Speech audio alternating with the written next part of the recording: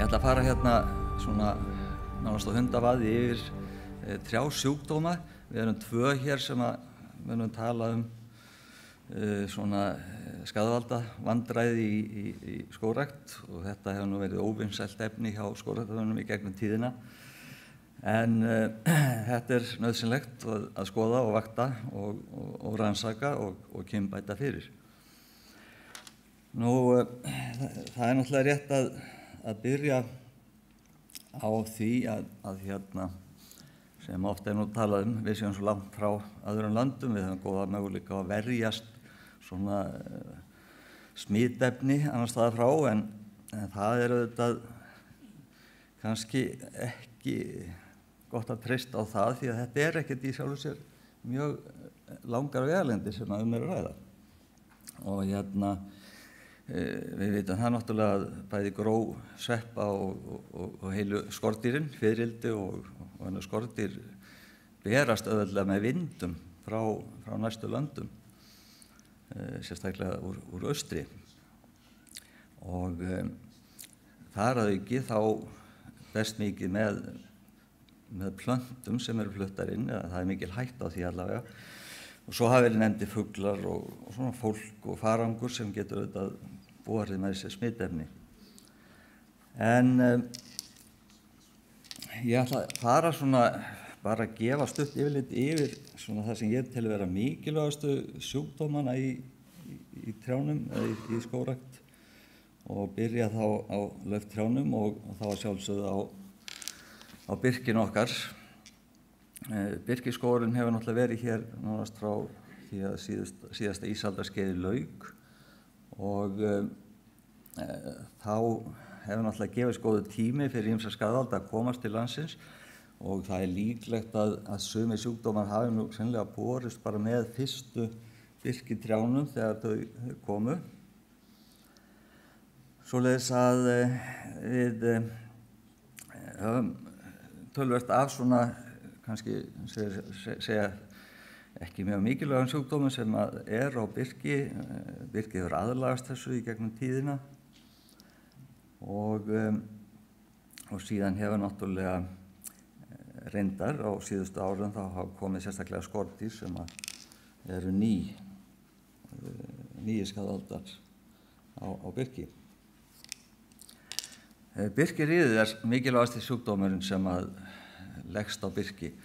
Það auðvitað með svona riðsjúkdóma, það svona má deilu það hversu mikilvægir eru þegar tréð hefur aðlagast sjúkdómnum, en í öllum tilvikum þá styttir þetta sumarið, þetta dregur úr vexti og það hefur komið náttúrulega, eða virðist augljóst að það töluvert munur á einstaklingum og á kvæmum birkis hvað varðar rið. Við sjáum þetta hér til dæmis í Skaftafelli, þar sem að ég held norðlenskt eða birki frá Hallormsstað upphaflega sem plantað þarna í kringum bílastæðin niður frá á sléttlendinu og svo náttúrulega birkiskógurinn þarna uppi í hlíðinni og þarna má greinilega sjá sem sagt að þessi efniviður sem var settur niður þarna í kringum tjaldstæðin og bílastæðin, hann meira ryðgaður þarna á þessum tíma. Nú, þetta hafa menn líka þótt sjá fyrir norðan, að vaglabirki eða norðlensbirki, það viðkvæmara fyrir riði ef þannig viðrar og það náttúrulega oft í vætutíð eða þegar mikill raki sem að þessi sjúkdómar leggjast mest á trén. Það hafa auðvitað verið kynbætur í birki sem að hérna allar kynbætur, þó að sé ekki beinlínis miðaða við sjúkdóma, þá verða þær til þess að við fáum betri efnivið, þolnari efnivið, vegna þess að þeim sem sá hluti sem viðkvæmari hann dettur út í kynbótum. Svo það innfluttar tegundir. Það náttúrulega, þegar þær koma inn, þá eru þær tiltölulega lausar við sjúkdóma. Þær fluttar inn sem sem fræ eða sem græðlingar og fáir sjúkdómar fylgja en svo koma þeir einn og einn.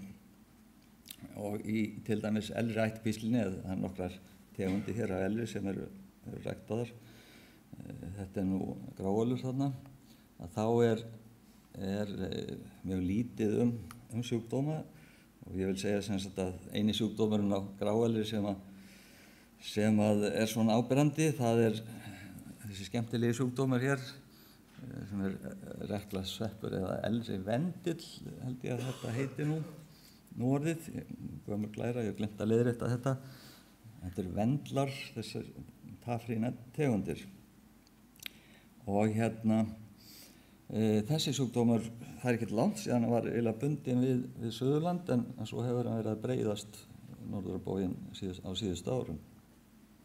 Þetta sem sagt skemmir fræreglana. Nú víðir, hann er mikilvægur hér sérstaklega í samvæðu skjólbelti og var nú framan af mjög heilbrigður yfirleitt og er svo sem enn Alaskavíðirinn eiginlega laus við sjúkdóma. En nú er ég ekki að tala auðvitað skordýr sem að leggjast á hinar ýmsu víðtegundir og Brynja á nú eftir að tala eftir. En hér er eitt dæmi sem er dálítið svona mikið skólabókadæmi hvernig svona mótstaða gegn ákveðnum sjúkdómur getur brugðist þegar að skaðvaldurinn eða sjúkdómurinn nær því að breyta sér þannig að hann vinnur á þessari mótstöðu. Það hefur gerst í Hraggstaðavíði sem er eiginlega dett út, mjög vinsæll víðir bæði í görðum og skjólbeltum lengi. Og öspin sem er náttúrulega mjög mikilvægasta lauftrið í skógrækt. Það kom fram hér áðan, hún væri sennilega bara 4% af því sem er plantað út, hún hefur stundum náð upp í 8%. Ég veit ekki alveg hver talan er núna, svona hlutfallslega. En þetta er sem sagt mikilvæg tegund og þarna í 50 ár þá var þessi tegund laus við sjúkdóma og í rauninni myndi ég líka. En síðan gerist það sem sagt rétt fyrir aldamótin að það kemur hérna nýr sjúkdómur, sennilega bara vindborinn frá Bretlandseyjum og sem sagt hann leggst töluvert á öspin okkar. Því öspin í Alaska, hún er ekki alin upp með riði. Þar er í rauninni engin riðsjúkdómur svona í megninu af Alaska. Það er annar riðsjúkdómur sem er á þeim slóðum, sunnar, og hann hefur degli, Douglas-greni sem millihýsil en ekki lerki. Nú sem sagt, þessi sjúkdómur, hann þarfnast millihýsils og þessi millihýsill er lerki hjá okkur. Og hér sjáum við sem sagt þessa hringrás á vorin, þá berst þetta fyrst á lerkið, stoppar það stutt, flytur sig yfir á öspina og síðan eru nokkrar hringrásir á öspinni yfir sumarið.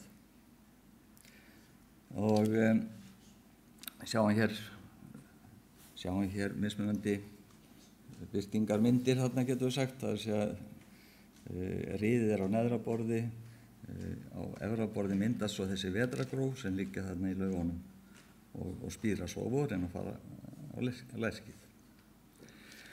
Þetta hefur lagst mjög þungt á suma klóna, sérstaklega Kínæklóna og þá á Suðurlandi.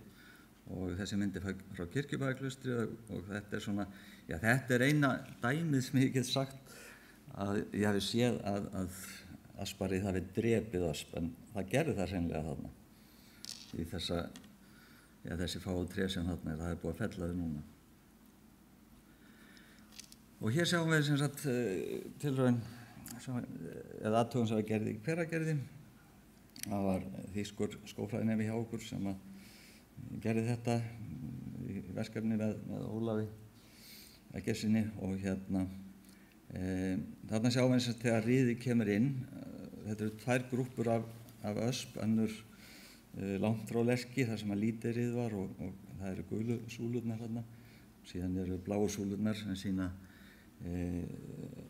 ösp sem stendur nánast við hliðin á Lerkinu og svo kallar fossflöt þannig Hveragerði og við sjáum hvað þetta dregur gífurlegu vextinu þegar riðið er komið. Það eru bláu súlurnar eins og ég sagði. En útbreiðslan, hún hefur ekki orðið alveg eins hröð landið eins og við gerðum ráð fyrir upphaflega. Við svona kunnum kannski ekki alveg skýringuna á því, en veðurfarið er náttúrulega, einhverju þættir í veðurfarinu sem að þarna ráða mestu. Náttúrulega lengd sumarsins, við vitum að það er lengd sumarsins er mest á Suðurlandi. Annað sem að við vitum náttúrulega Suðurlandi, það er úrkomusamara heldur en flestir aðrir hlutar landsins og það er ívið hærri meðalhiti en þetta er sem sagt þannig að það eru uppsveitirnar sem fara vest út úr iðinu og ég tel að það sé út af dægursveiflunni sem það er meiri, það sé að daggarmyndun sem verður síðsumars. Nú, áður að riðið kom þá voru menn nú ekkert að svona, þá var þetta gjarna gerst að planta svona lerki og ösp saman eins og þarna sýnt og já, nú er engin texti þarna, það gerum ekki til því sjáu hvaða tegundir þetta eru og þarna náttúrulega er boðið upp á mikið riðvandamál. Nú, þetta er eitthvað skrítið. Þarna hefur dottið út. Já, ég held að við erum að sleppa þessari glæru þarna. En sem sagt, það sem að er gert í kjölfar riðsins, það er að fara að reyna að kynbæta, velja fyrst kannski það sem er skást með varandi þol gegn riðinu og síðan að setja afkvæmi niður í tilraunir og þarna er náttúrulega ekki bara verið að hugsa rið og það hafi upphaflega verið náttúrulega aðal ástæðan fyrir að var farið út í þetta verkefni. En það byrjað þarna, semst eftir að riðið kemur, þá var byrjað að víxla 2002 og það er Haukur Ragnarsson sem að sá þessar 3 víxlanir 2004 og 2006 og efniviðurinn hefur farið semst út víða land. Ég tek með þessa glæru líka víxlanir sem Haukur gerði 1995, það er á 2 stöðum þarna sunnanlands. Og þessu efni var síðan safnað í eitt stórt safn og það er staðsett á riðsvæði þar sem er mikið álag af riði og sjáum hér elsta hluta safnsins, þetta er nú áður en að riðið kemur, en síðsumars þá má finna þessa einstaklingar sem eru þarna með góða mótstöðu gegn riði. Það sem ég kallast riðfría einstaklinga. Það er ekki sniðugt að vera með þetta á PDF, það er alltaf eitthvað að gerast hérna með þessar glæru, en ég gat ekki sendt þetta var svo stórt hjá mér að ég gat ekki sendt PowerPoint skrána í tölvupósti. En hvað það? Reynir, það er íslensk tegund sem að eins og birki hefur verið hérna mjög lengi en þar erum við fyrst og fremst með svona aðlögunarvandamál eins og átu og fyrst og fremst bara það sem að er slæmt, það sem að veðuráttan hentar ekki þessari tegund. Og hér sjáum við þetta á haustinn þá var það samt að særa reyni út af þessu. Það voru gróin í loftinu. Nú bergtrén, þau eru náttúrulega mikilvægustu trén hér sem skógræktartré, svona til nytja og þá höfum við grenið sem að kom nú fram hér hjá Brynjari að við erum að kynbæta í rauninni en þar höfum við ekki haft ekki í sitkagrenni, þar höfum við ekki haft nein sjúkdómavandamál. En það í rauðgrennu riðsveppur sem kom hér fyrir aldamót og getur svona spillt dálítið fyrir jólatrjánum eða sölu þeirra, því að á haustin þá verða sprotarnir svona gulir og þá eins og hér sést, og þá þetta að selja þessi tré sem jólatré. Þetta ekki alvarlegur sjúkdómur í sjálfu sér, en svona í vætusumrum þá getur þá sér maður þetta víða svona í einstaklingum. Furan í heild, hún frekar haust, og stafafuran sem við erum með það, en það eru tegundir eins og broddfura sem hreinlega að detta út. Og þetta auðvitað bara aðlögunarvandamál. Þetta er innlandstegund, innlandskvæmi sem þola illa okkar veðurfar. Þannig sjáum við fyrir austan, Breiðdal, þar reitur að drepast. Lerki eiginlega pestargemlingurinn, getum við sagt, í hópi trjánna, því að þar höfum við 2 barfellisjúkdóma og svo 2 átusjúkdóma. En ég vil nú segja að þetta afleiðing af lélegri aðlögun og það sé að veðurfarinn okkar. Veðurfarið, það veikir trén þannig að þessi sjúkdómar þeir ná sér á strik. En þar erum við með kynbætur náttúrulega. Hér sjáum við lerki barfelli, venjulega, og svo sjáum við hérna hvernig hann fer oft með að skemma fyrir vandamál í uppeldi lerkis í gróðarstöðum. Og hér sjáum við annan svepp sem ég hef kallað Mjóanes barfelli vegna þess að hann greindist fyrst Mjóanes við Hallormsstaðaskóg, en hefur verið svona allavega á héraði nokkuð algengur. Og hér sjáum við svo aftur hrím hérna fyrir ofan Mógilsá, sem virðist nokkuð laus við þessa sjúkdóma sem ég að tala um. Það sé barveðarátan, hún var fyrst greind hérna 1969 á kalda tímabilinu, og það akkurat það sem veldur henni. Það köld og blaut sumur, og við sjáum hérna hvernig það lítur út. Jafnvel heilu trén, svona tré getur drepist af þessari átu. Og svo lerkiátan sem er nú algeng alla Evrópu svo sem, og hérna fylgir lerki, og hún hefur verið að drepa, fyrst drap hún nú hérna Síberíukvæmin, og síðar hefur hún verið að angra líka rússalerki sums staðar. Og við sjáum hérna Skorradal lund, annan lund sem að drepast úr þessum sjúkdómum. Þinurinn, hann er eina tréð sem leyfilegt að flytja inn sem tré. Hinar tegundir sem ég hef talað og ættkvíslunar eru bannaðar að flytja inn nema sem fræ. En þinurinn er fluttur inn, hann er ekki á bannlista, og það býður náttúrulega vissri hættu heim með sjúkdóma. Þessi sjúkdómur, veit ekkert hvernig hann kom, en hann svona sést í þín á og til og drepur jafnvel tré. Átusjúkdómur sem kallað þínáta. Og þetta er mjög skrautlegt, en þetta er svona dálítið vandamál í okkar fjallaþinsræktun. En það eru aðrar hættur sem steðja að, ég ætla svona enda á því. Það á þín til dæmis, jólatrjáræktun hefur borið á nýjum sjúkdómi, neonectria neomakrospora, sem þetta gæti borist hingað með jólatrjám. Og síðan eru það rótasjúkdómar af Phytophthora tegundum, Phytophthora ramorum og fleiri sem eru